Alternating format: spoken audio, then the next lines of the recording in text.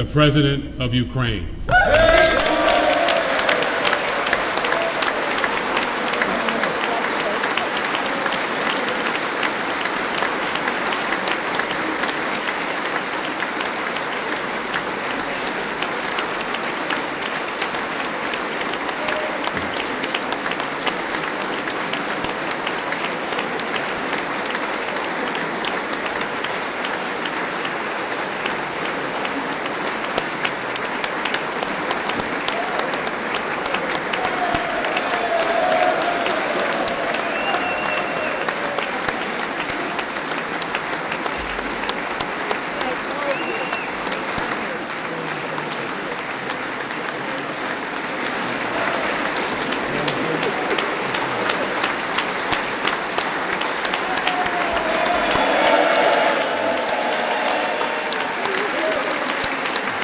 Thank you so much.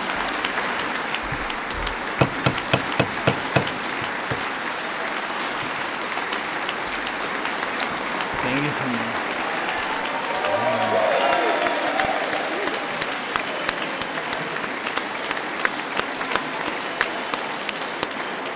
Героям слава.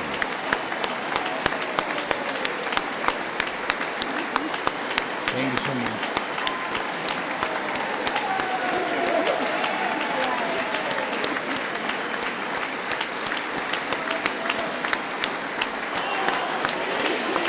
Героям слава!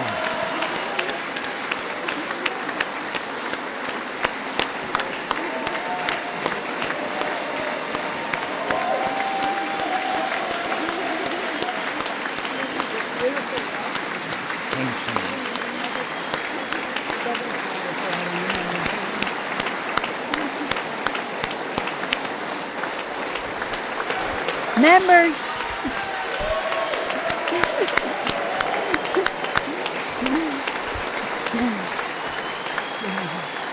members of Congress.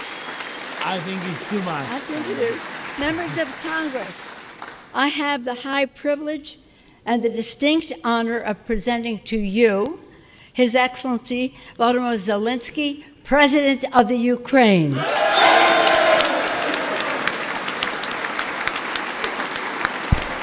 Thank you. Thank you so much.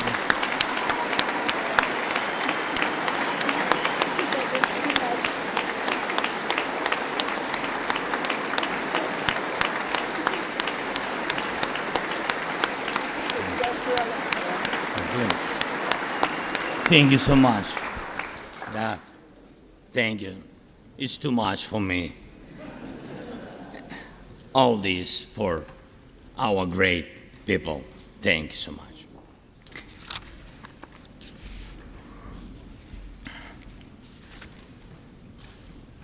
Dear Americans, in all states, cities, and communities, all those who value freedom and justice, who cherish it as strongly as we Ukrainians, in all our cities, in each and every family, I hope my words of respect and gratitude resonate in each American heart. Madam Vice President, I thank you for your efforts in helping Ukraine. Madam Speaker, you bravely visited Ukraine during the full-fledged war. Thank you very much. A great honor. Thank you.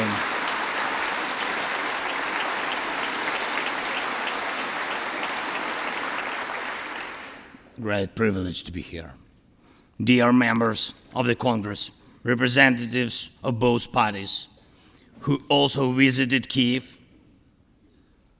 esteemed congressmen and senators from both parties who will visit Ukraine, I'm sure, in the future. Dear representatives of diaspora,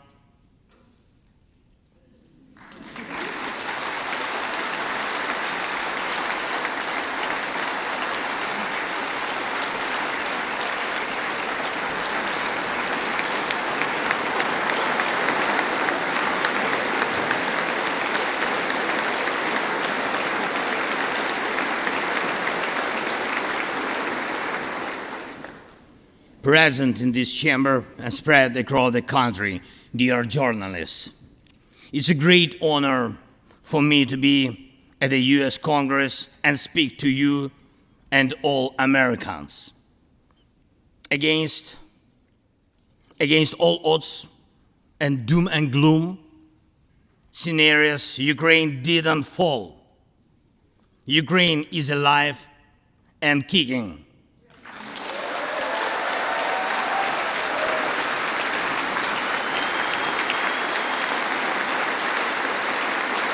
Thank you.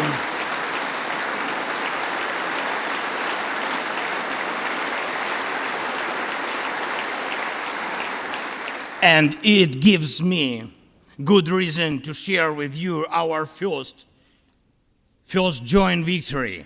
We defeated Russia in the battle for minds of the world. We have no fear, nor should anyone in the world have it. Ukrainians gained this victory, and it gives us courage, which inspires the entire world. Americans gained this victory, and that's why you have succeeded in uniting the global community to protect freedom and international law. Europeans gained this victory, and that's why Europe is now stronger and more independent than ever. The Russian tyranny has lost control over us.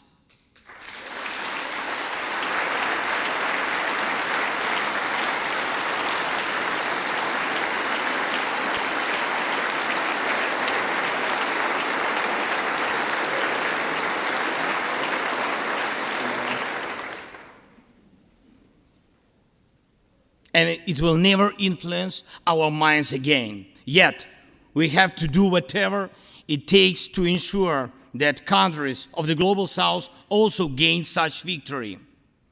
I know one more, I think, very important thing. The Russians will stand a chance to be free only when they defeat the Kremlin in their minds.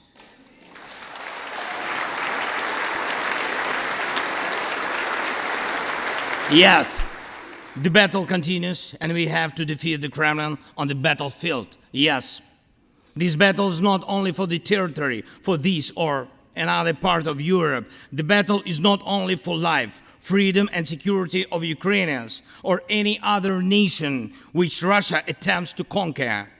This struggle will define in what world our children and grandchildren will live, and then their children and grandchildren. It will define whether it will be a democracy of Ukrainians and for Americans for all. This battle cannot be frozen or postponed. It cannot be ignored, hoping that the ocean or something else will provide a protection. From the United States to China, from Europe to Latin America, and from Africa to Australia, the world is too interconnected and interdependent to allow someone to stay aside and at the same time to feel safe when such a battle continues. Our two nations are allies in this battle. And next year will be a turning point. I know it, the point when Ukrainian courage and American resolve must guarantee the future of our common freedom, the freedom of people who stand for their values.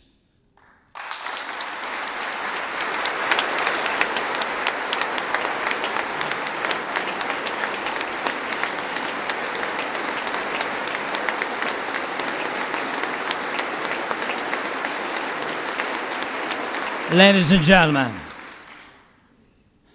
gentlemen, Americans, yesterday before coming here to Washington, D.C., I was at the front line in our Bakhmut, in our stronghold in the east of Ukraine, in the Donbass. The Russian military and mercenaries have been attacking Bakhmut non-stop since May. They have been attacking it day and night, but Bakhmut stands.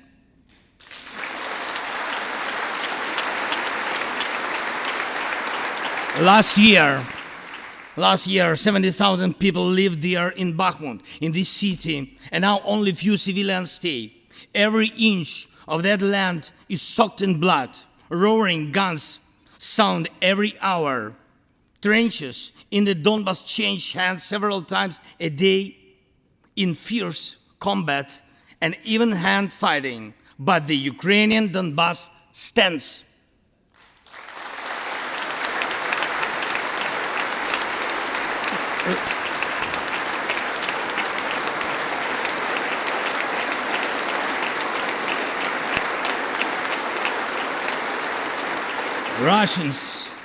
Russians use everything they have against Bakhmut and our beautiful cities. The occupiers have a significant advantage in artillery. They have an advantage in ammunition. They have much more missiles and planes than we ever had.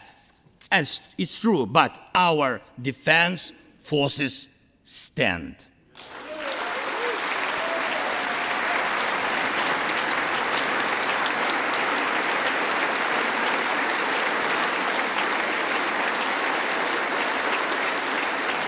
And we all are proud of them. The Russians' tactic is primitive. They burn down and destroy everything they see. They send thugs to the front lines. They send convicts to the war. They threw everything against us, similar to the other tyranny, which is in the Battle of the Bulge. Threw everything it had against the free world, just like the brave American soldiers which held their lines and fought back Hitler's forces during the Christmas of 1944. Brave Ukrainian soldiers are doing the same to Putin's forces this Christmas.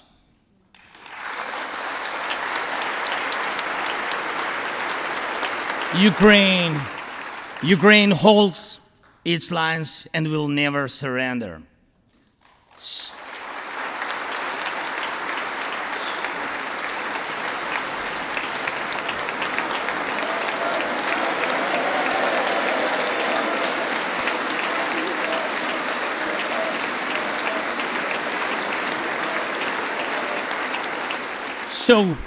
So here is the front line.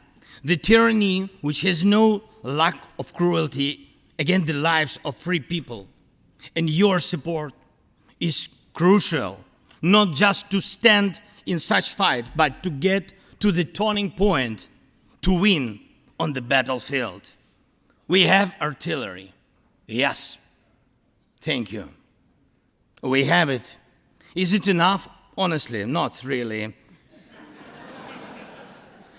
To ensure Bakhmut is not just a stronghold that holds back the Russian army, but for the Russian army to completely pull out, more cannons and shells are needed.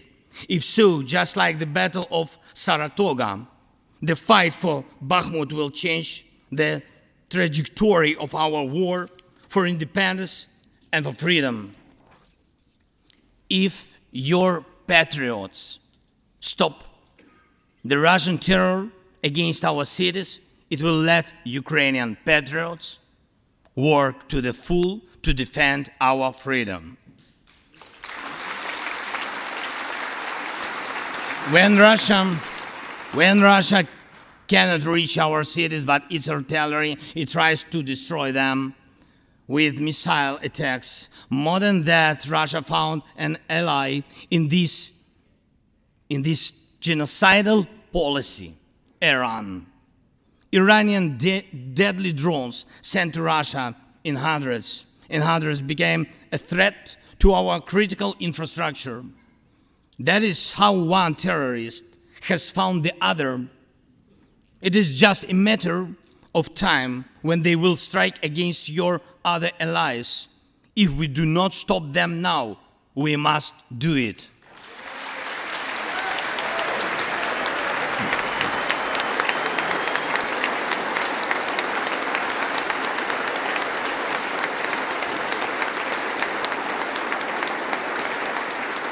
I believe there should be no taboos between us in our alliance.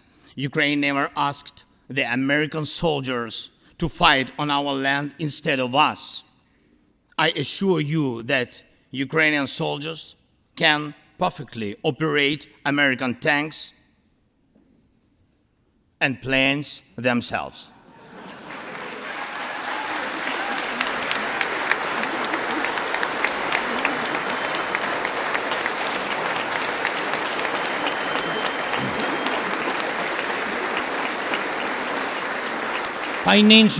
Financial assistance is also critically important, and I would like to thank you very much.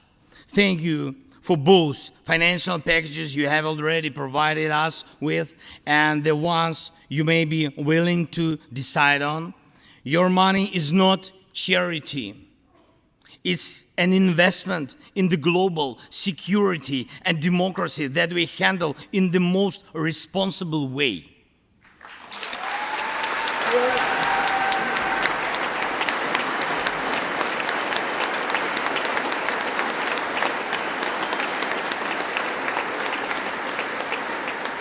Russia could stop its aggression, really, if it wanted to, but you can speed up our victory. I know it. And it will prove to any potential aggressor that no one can succeed in breaking national borders, no one committing atrocities and reigning over people against their will. It would be naive to wait for steps towards peace from Russia, which enjoys being a terrorist state. Russians are still poisoned by the Kremlin. The restoration of international legal order is our joint task. We need peace. Yes, Ukraine has already offered proposals, which I just discussed with President Biden, our peace formula, 10 points which should and must be implemented for our joint security, guaranteed for decades ahead. And the summit which can be held, I'm glad to stress that President Biden supported our peace initiative today. Each of you, ladies and gentlemen, can assist in the implementation to ensure that America's leadership remains solid, bicameral, and bipartisan. Thank you.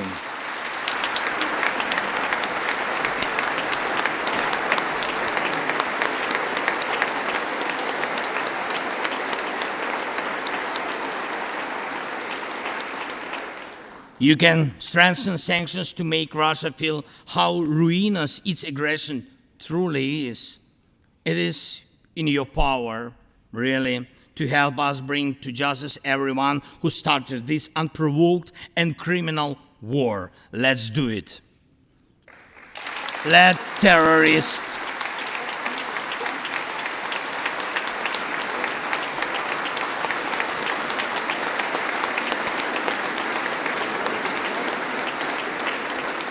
Let the terrorist state be held responsible for its terror and aggression and compensate all losses done by this war. Let the world see that the United States are here.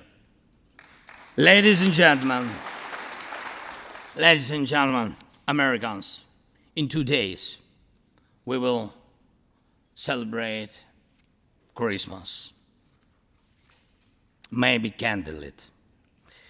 Not because it's more romantic, no, but because there will be no electricity.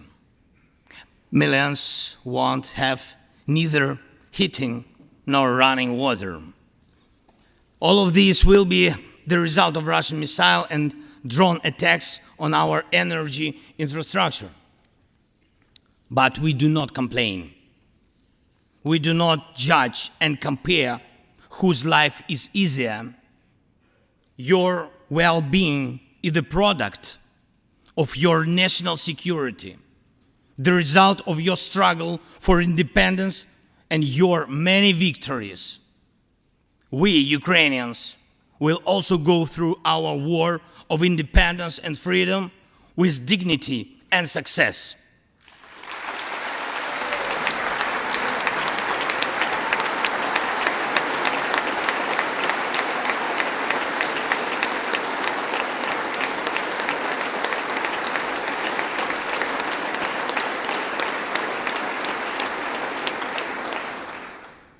We'll celebrate Christmas. Celebrate Christmas, and even if there is no electricity, the light of our faith in ourselves will not be put out. If Russian missiles attack us, we'll do our best to protect ourselves. If they attack us with Iranian drones and our people will have to go to bomb shelters on Christmas Eve, Ukrainians will still sit down at the holiday table and cheer up each other. And we don't have to know everyone's wish, as we know that all of us, millions of Ukrainians, wish the same: victory. Only victory.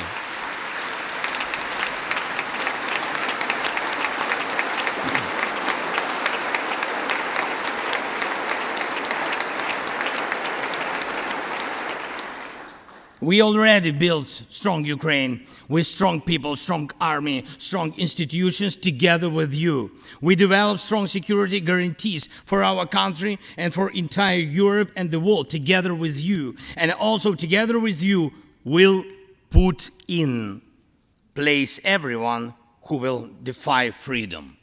Put in. This will be the basis to protect democracy in Europe and the world over.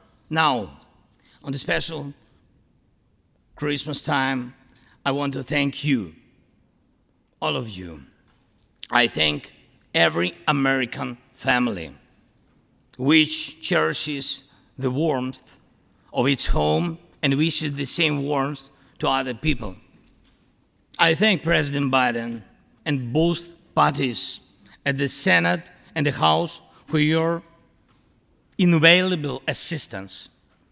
I thank your cities and your citizens who supported Ukraine this year, who hosted our Ukrainians, our people, who waved our national flags, who acted to help us.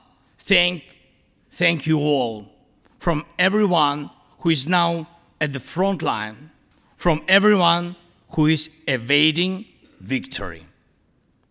Standing here today, I recall the words of the President Franklin Delano Roosevelt, which are, I think, so good for this moment. The American people, in their righteous might, will win through to absolute victory. The Ukrainian people will win too, absolutely.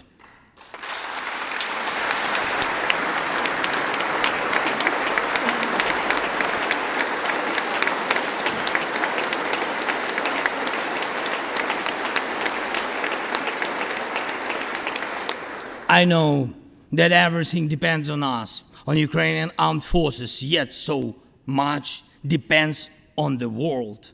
So much in the world depends on you. When I was in Bakhmut yesterday, our heroes gave me the flag, the battle flag, the flag of those who defend Ukraine, Europe, and the world at the cost of their lives. They asked me to bring this flag to you, to the US Congress, to members of the House of Representatives and senators whose decisions can save millions of people. So let these decisions be taken. Let this flag stay with you, ladies and gentlemen. This flag is a symbol of our victory in this war. We stand, we fight, and we will win because we are united, Ukraine, America, and the entire free world.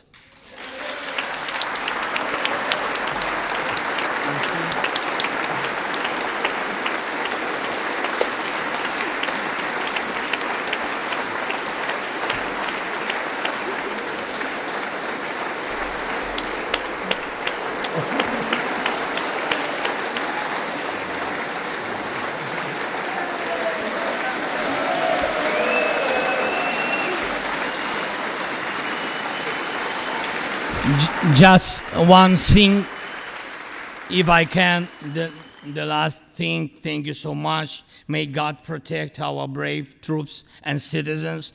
May God forever bless the United States of America. Merry Christmas and happy, victorious New Year. Slava Ukraini!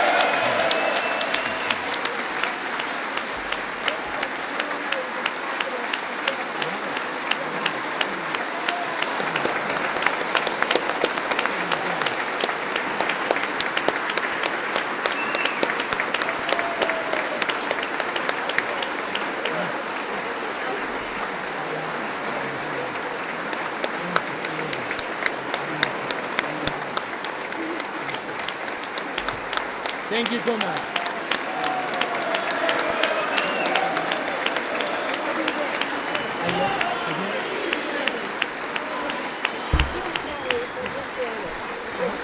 The capital today for you.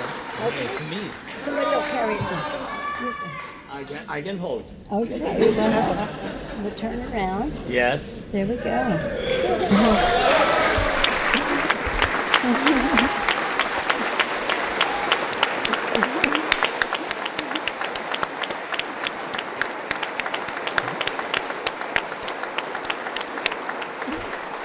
This flag was flown over the Capitol today in honor of the President's visit. Thank you so much.